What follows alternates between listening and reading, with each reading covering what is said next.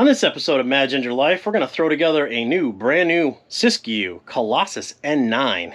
Maybe the best value in enduro bikes you can get. 170, 12 speed, 200 mil brakes. Let's throw it together. Well, welcome back to Mad Ginger Life, the second channel for Mad Ginger Customs. Mad Ginger Customs is a car channel. Will it starts, product reviews, things like that. On this channel, we do all of our other stuff. Bikes, firearms, all that kind of stuff, and the easy car repairs. Today, we got another unboxing. Now, if you watch our previous videos, I bought a siskiu T8 from Bikes Online. It has been awesome. Jess's T7's been great. If you want to see her go over the handlebars, there's a video for that. She's okay, I promise you she's survived. So today, what we have, this is the biggest bike box I have ever seen. This is a monster because what is inside here is a monster. This is the siskiu Colossus N9. This is their enduro bike. It is a 170 travel unit, 29-inch tires. There's tools in here. I learned that last time. Let's get it out of the box and kind of see what's doing. What does $3,000 buy you nowadays? This is not a sponsored thing. This isn't like my main channel where people send me things. My second channel has very few subscribers and it's basically just me and you guys. So let's get this thing out of there. Anytime we're working on bikes, he shows up. Samson. Samson. Samson. Kitty. Kitty. He's the shop cat for bikes. I don't know why he's always here when I'm working on bikes. Anyway, so this is what you got. So they're usually fairly well packaged. Everything's got like rubber in between and they're usually bound together pretty well. This is the box that you kind of have to pay attention to, which I didn't last time, and shame on me. That has a torque wrench in it, all kinds of tools that you can use. It actually has a set of pedals. I mean, they're like trial pedals. Most people want to go with a nice pedal. They're usable, but you know, most guys are going to chuck them and you're going to put either a nylon flat pedal, aluminum flat pedal, or you know, clipless. Just like a spacer piece. We'll throw it over here to not hit the cat. And basically this is what you got. Trans X dropper post. These are Schwalbe, I think. Yep, Schwalbe tires. They look like hand stamp. Oh no, they're Magic Marys. Heh, I got hand stamp on the other one. This is a two-hander to get this thing out of here. So we're gonna do the magic of YouTube and go, ta-da! Good job, Samson. You did it. We're in my dirty basement, but this is where my bike crap is. We're usually in my dirty garage. So anyway, this thing basically pulls out of the box, kind of as one piece. I'm like 5'11". I'm very heavy, right? 250 pounds. I'm a big person, see? The suspension should be just fine. You gotta go a little heavier, maybe use some volume spacers. We're not gonna get into that too much. We're just gonna do like basic assembly. Definitely taking that dork disc off. Let's get this thing up on the stand. This, I believe this is a Fox 38. It is. 38 float. They even send you the mudguard. I don't know if it comes with a Fox 38. Maybe it does. Maybe this is an add-on. But it's got screws to screw it on. So we'll put that aside. Normally, what you want to do is get your seat post in. Boop. Pre-lubed. You got to pull your dropper cable up. Oh, wow. Look at the metal flake. It actually turns like orange. I didn't know that. I thought this was like an army green. That is much nicer color than I originally thought.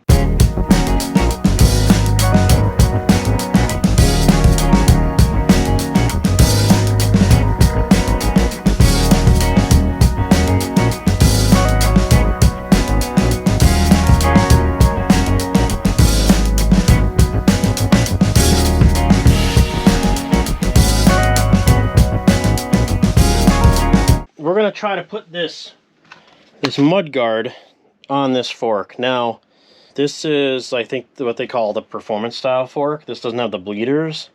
So you need a 5mm and some type of pick to get the spacer out.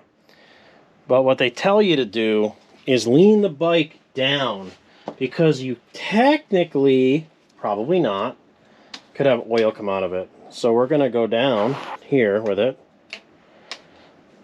like so. We're gonna have to spin our stand because she's a big girl. You're gonna take out these screws. Now keep in mind, when you take these out, this is an open chamber into the fork. So don't do this if you got dirt. I mean, obviously this is brand new. So if you were doing this and you're like, hey, I just want to ride the bike and I know I'm not going to put them on, I'll put them on later. Wash this thing down good, because on this is a seal. So what you need to do is, there's a spacer on that.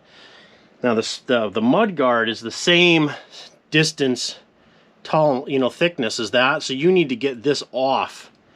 So we're going to have to get a pick or something and take this off each side. I lied, actually you can just pop them off with your fingers. So basically this is the spacer you need to take off, because the mud guard, I'll try not to knock you over, this thickness here is the same. So when you push this through, it goes around it, and you still have the seal engagement to this fork leg. Do not forget to do this, or your forks will not seal and you will fill them full of dirt. Faux show. Cat hair everywhere in my fork. So when you start going, don't tighten this. You need to do this with a torque wrench.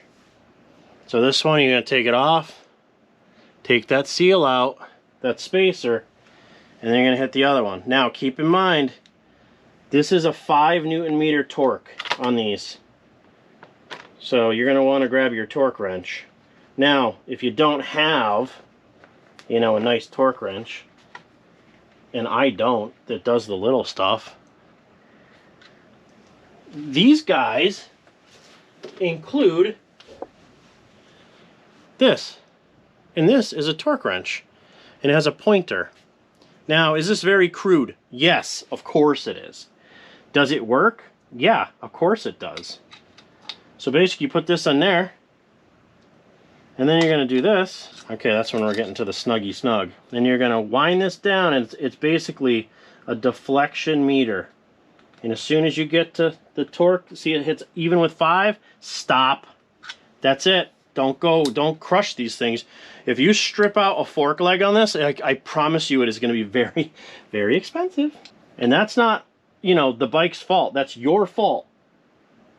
And that's 5. And that's all they require. That's all Fox calls for. Now, you also have these 2 that go up at the top. Well, they're going right in. And these have blue Loctite on them, so you don't got to kill them. And obviously they're very small screws, so you will strip them. That's tight. That's good. Too tight's broke, guys. Use Swedish torque specs. Swedish torque specs on this are Guden tight. I'm sure there is an actual torque spec for these. I don't know what it is. And honestly, like I said, I'm a service tech. I know when things are going to be too tight or too loose. If you don't have that skill set, then use a torque wrench. So what we're going to do first is we're going to pull these wheels and tires off, and we're going to make them tubeless. And I'm going to show you how to do that real quick. These are tubeless ready wheels. So supposedly you can just let the air out of them, pull the tire, pull the tube. The rim should be taped. We'll look at that together. If the tape job is good, we're basically going to throw it right back on. We're going to put a tubeless stem in it and throw some sealant in, and I'll show you how I do it, which is the unpreferred hack job way, but the fast way. And we're going to get her done, and hopefully she seals right up. Oh yeah, these break real easy. That's no big deal.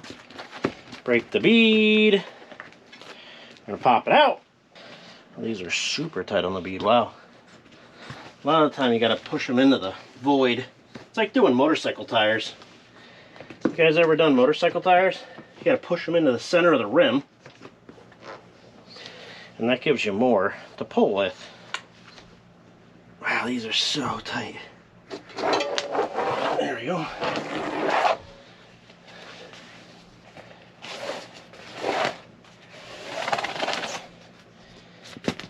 And what does this tape job look like? It's not horrible. I've seen way worse. We're gonna go with it. So, we still got one side on the bead. These are just standard issue, you know, Amazon Jungle Lady specials here. I gotta take my shoes off so I can get comfortable here. So there's no ring. Keep that with the cap. This is the seal that goes in the wheel. So, you know, you're hoping that the person who did the tape job did a decent job. Now, I checked with a lot of the guys in the forum for this. Well, it's a Facebook page actually. And most of the guys said that their tape job was decent enough. Some guys said, I've run the same tape in here from the factory for years. Oops. And it's awesome. So, gotta blow the cat hair out of it, you know, because if you got a cat. Speaking of, Samson was down here in his box, and as soon as I came down, he's like, I need to leave because you're here. And I'm like, buddy, you love working on bikes. And he's like, Dad, I know, but he goes, sometimes you get a little crazy. Now, the way I do this part is I take the core right out of the valve, because we're just going to use a compressor with an open end. So you're going to take this out, the Schrader part. I guess it's not really a Schrader, but the core out. That way you can get a maximum amount of air in here. So now what you're going to do is start putting your tire back on.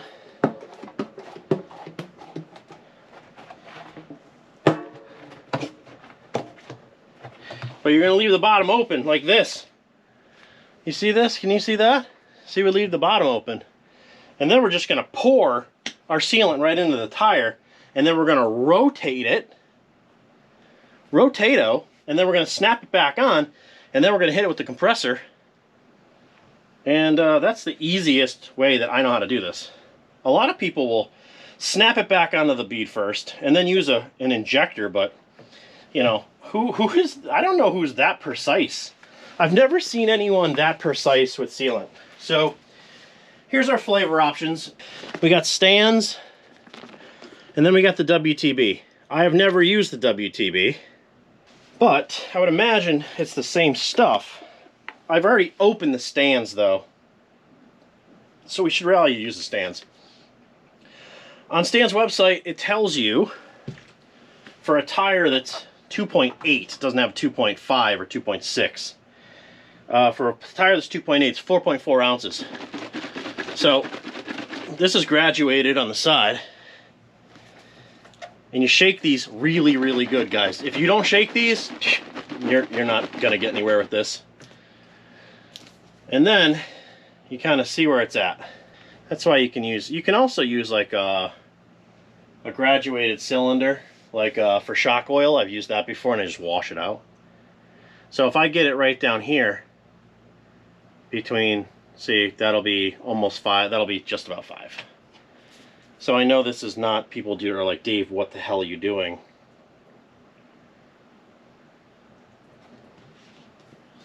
Makes a little bit of a mess like this, but so what? That's like 4.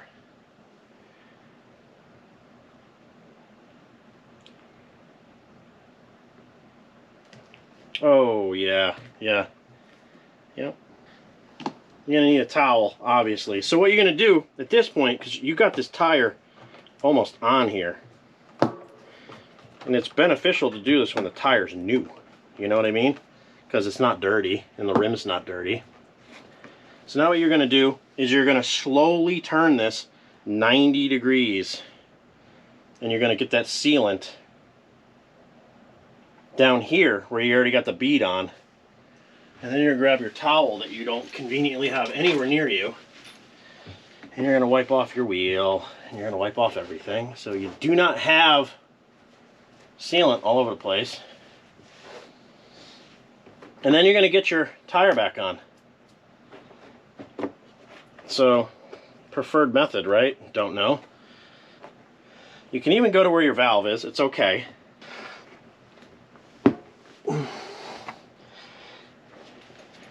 Next to me, I have this little, like, cheapy Harbor Freight compressor. And I got this little, basically an adapter that's... There we go. You're gonna keep it on the side. You don't want it at the bottom. And just be careful, watch your eyes, because you could wear this.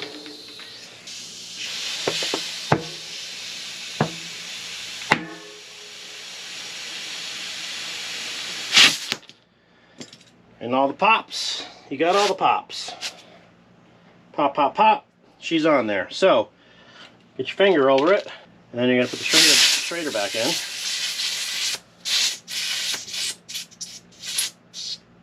You're going to snug her down with the snugger cap. That's for the Schrader. Guys, you don't have to kill this either. Don't kill these things. You smoke these things, you'll strip them out. And then you're going to be mad. Now, at this point, you get your pump on it. I like to overfill them a little bit at first, and then I'm going to smush the... It's only got 15 pounds in it. 37 pounds, which is obviously too much, right? That's how you're going to find your leaks. Now you basically take this tire, and you want to shake all that sealant around in it, because you want it to coat everything. Because sometimes these wheels will leak out of the seam. Or I had some pan erasers that kind of leaked out of the sidewall a little bit. So you do the dance with them. Like that. This is where it snapped onto the bead over here, but there's no bubbles. So you want to get that right off of there with your towel. That stuff will get sticky. But anyway, that's the fast way to do it without an injector. You don't necessarily need an injector, and then we'll bring the pressure down. But you gotta keep kind of working it around, you know. Ultimately, you should just go ride the bike. Fan on in the background. Sorry, it is very warm today here. It's actually warmer in Connecticut than it was in Costa Rica. So this is a through axle bike. If you're not used to a through axle, it is exactly what it says. It is an axle. That is a beast. Clean that off. Maybe with your mouth if you need to. Just kidding, don't do that. Inside your caliper, you have a spacer. Okay? This is so you don't squeeze the caliper and blow the pistons out. So up and in, and the axle goes through. You got to make sure you get your rotor up in your caliper and pull up through. And then in you go. So anyway, you're mounted. You want to spin this. See, the caliper's rubbing, because why wouldn't it be? And then you're going to loosen the two caliper bolts, squeeze the brake, and then reset the caliper, because, you know, stuff moves in shipping, guys. So just loose and loose. I got a cat hair blowing around. I actually kind of like that. That's nice. Squeeze tight. Snug, snug. You can get a shim that goes over your rotor, and then it clamps down on the shim. Then you tighten it up. Then you loosen. You basically take your hand off the brake, and you can slide it out, and it'll give it the proper spacing. That's probably ideal for if you're doing this for the first time. So now we're on to dropper lever. The dropper lever is hinged. I think all of them are hinged that I've ever seen. So basically you need this where your thumb is. So you need to figure out what's comfortable for where your thumb is. So we'll just kind of throw it on there and start the threads. And then you got to adjust your cockpit on the bike. You can't kind of do it on the stand. And just snug, because like I said, you're going to readjust everything. So that's the whole front end of the bike. What you're going to want to do is loosen the headset, and then make sure that the bolt going into the star nut is snug, because you don't want play here back and forth. Should do that. You're going to have to set your fork with a fork pump. Don't try to use a tire pump. You got to use a fork pump for your weight. Now, I'm a heavy guy. I'm probably going to max this thing out. If not, I use volume spacers. Same with the rear. And throw pedals on it. And let's get that dork disc off, and I'll show you the easy way to take a dork disc off. If you listen close, you can hear my wife cooking. Beep, beep, beep, beep. That's how you know she's cooking. Fire alarm. This is your dork disc. Some people like them, most people do not. Normally what you're going to do is you have a tool that comes in here, and you have a chain whip, and you hold this, and you can take this off, and then you can pull the whole cassette off, right? If you don't have that type of tool, which it's kind of needed and you should have one, but in the back of these things there's just clips, these plastic clips right here, and all you do is push one side, pop the other, push one side and pop the other, and then the dork disc comes down like this, and then you can just cut it off. And watch your face, because sometimes these like shatter in your face. And then you break it, and then you just pull it around off the hub like that, and you're done. And then, you know, reason with your reflectors like that, and now you're ready to set her up tubeless. So back up and in you go. You want to be lining yourself up with your brake shoes. The pads, they're not shoes. You can tell how old I am. Brake shoes. That's for drum brakes. And you're going to take your 6mm and you're going to screw it back in. This is a Fuker. This is just a nylon pedal. This came off my T8. I had pedals coming, but they're never going to get here. So this is a standard pedal. Now this comes with a pedal wrench that you would use here, but any modern pedal has an Allen, and you're basically going to screw it through the other side. So when you start these, start them by hand. Don't use a ton of force. If you did, you're probably stripping them out. Get them in as far as you can by hand, and if you're using a spacer like a washer, just make sure it's centered. And then you're going to take your Allen through this side, and obviously you're just going to follow through, right? And then you're going to give it a well, like you know, two like that. Now that's called a Swedish torque specs. Swedish torque specs are good and tight, and that's how you want that. The pedal on the left side is reverse thread, which means it's not lefty loosey righty tighty. Righty loosey lefty tighty. So these already have grease in them. Polygon / siskiu. Already thought of that, so you don't have to grease them. And give it the old you give it the heave ho. And then you take your cat hair rag, because if you're building bikes and you don't have a cat with you, are you really even building bikes? You know what I mean? My cat Samson loves building bikes. It's here constantly. I'm not sure you guys are going to be able to see this, but the Fox 38 Performance does have right here. So I'm about 250. I'm a little less than that, but say 250. And it tells you 110 to 123 pounds. The max is 140, and it's also going to tell you your rebound adjustment, anywhere from, depending on if it's a Fit 4 or a grip, This says fit grip. I don't know. That we'll have to look that up. But it says anywhere from 1 to 4 clicks out, and that means turning it out. This is a cap. We'll get into that right there. So let's put some air in this hog. The way this shock pump works is this has a pin that drives in. So basically you're going to turn it from the outside to screw it onto the fitting.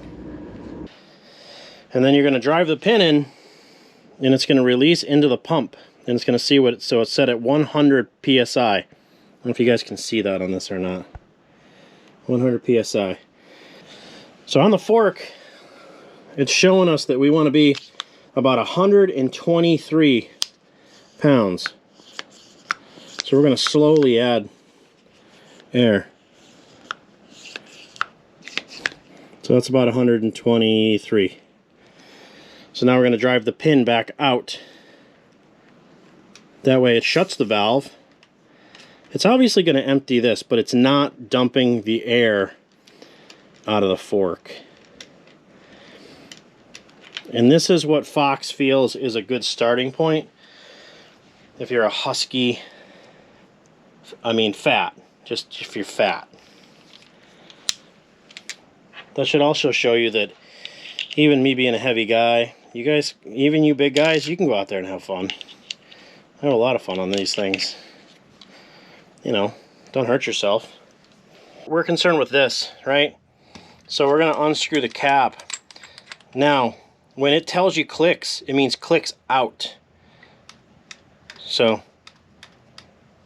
that's in all the way.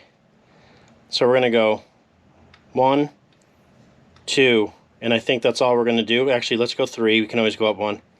And that's going to control your rebound. I'm going to turn this back on. Because I'm heavy, we got a lot of pressure. We need a lot of rebound dampening. Now as you ride, you're going to need to adjust that. You might be like, wow, it's way too much. And then you can back it out and it'll give you a little bit more give. Same with the fork.